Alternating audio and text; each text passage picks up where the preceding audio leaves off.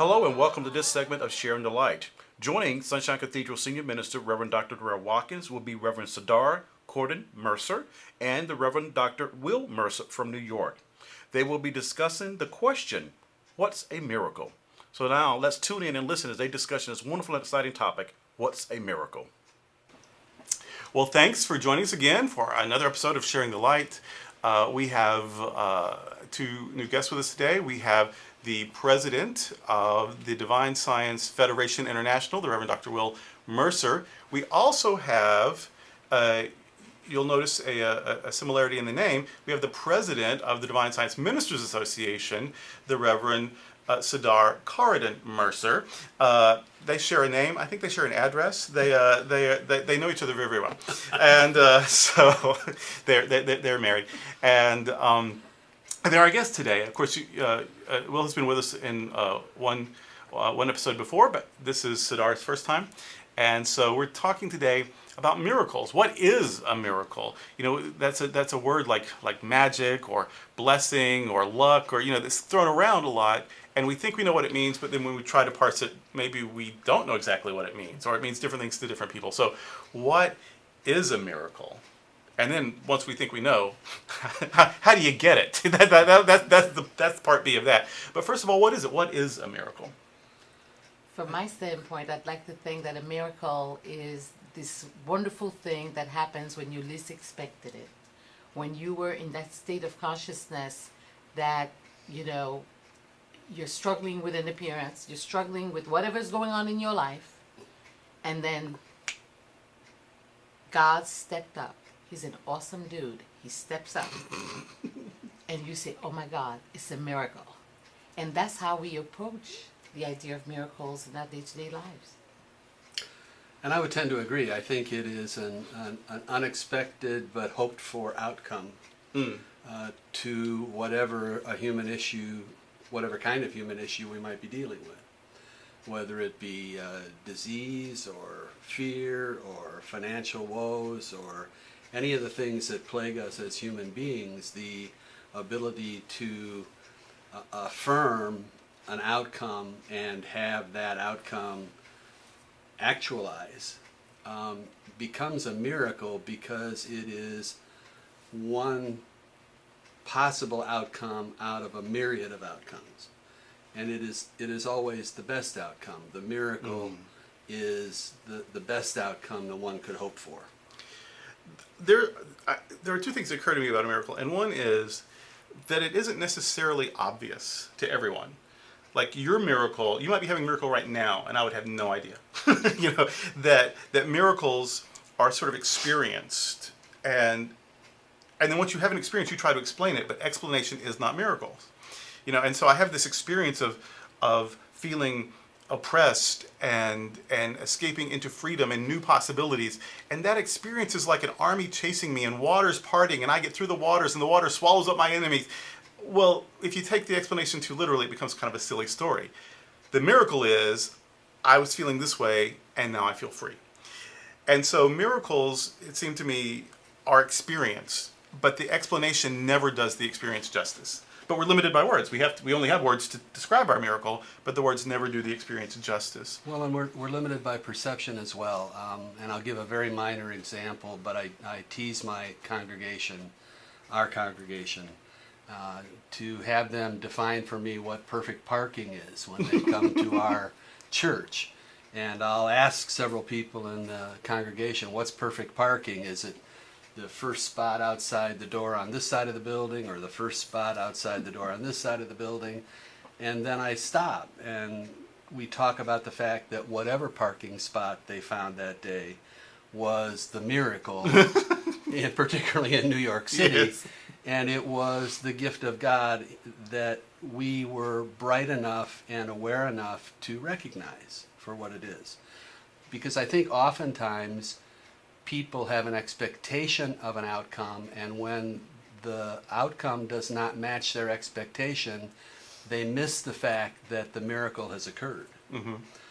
So it's I think miracle awareness is an important element of how we should proceed through life as we see the world and life unfold around us. But it's also the idea of when you experience something higher, it's something higher that's happening to you. So there's something that is lifting you up and lifting your state of mind, your consciousness to a different level. So therefore, you all of a sudden make peace with whatever was bothering you to allow for some new expression to come in.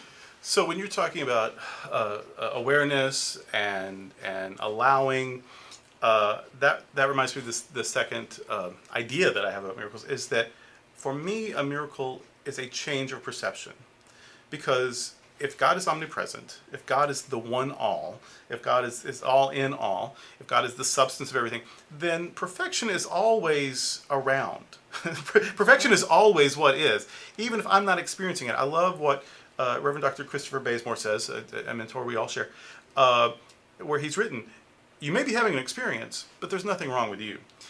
The miracle sometimes is remembering that. It's like, okay, this thing that I'm not loving, there's that.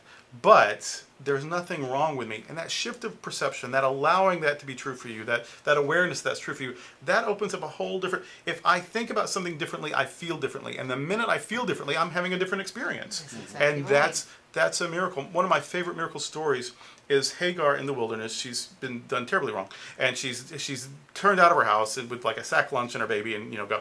And life is hard for her in this desert, and she puts the baby away over here, and she comes over here and she starts crying because they're going to starve or die of thirst in the desert. And this angelic voice, this divine idea, calls out to her, and she lifts up her head to engage the voice. And when she lifts up her head and broadens her perspective, she sees a well in the wilderness. The well was always there. The miracle is when she found it. Mm-hmm. And when her head was down and she's trapped in her despair and in her story, she almost missed the well. She could have died. But when she changes her view, she sees more of what was always there, and then she and Ishmael are saved, and then there's a whole new story. So it's awareness and allowing and perception that really is the miracle. The minute I change my thought, I have a change of feeling. Once I have a change of feeling, I've had a change of experience, regardless of the details. Exactly. Is that right? That's exactly right, and I agree with that. Tell us, we have a couple minutes left, tell us, each of you, of a miracle you've experienced. Oh. Not all 70 of them, just pick one. Just pick one. Well, the one that I experienced was actually in Florida about a decade ago.